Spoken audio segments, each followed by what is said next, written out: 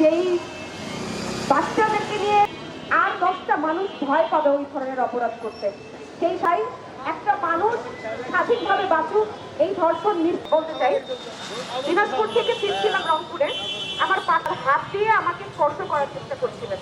তো তখন আমি তার আগে গজগজ করছিলেন এবং পার্বতীপুরে যখন তিনি নেমে যান, তখন এই দিকে প্রতিবাদ তখনই করা যেত। তাকে বলতাম চারিদিকে পুরুষেরা আছে বলে আমরা এগিয়ে যেতে পারছি, তারা সহজে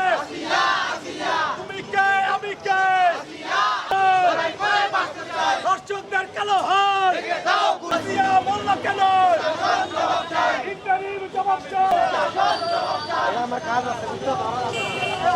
আমার বোন বলল কেন?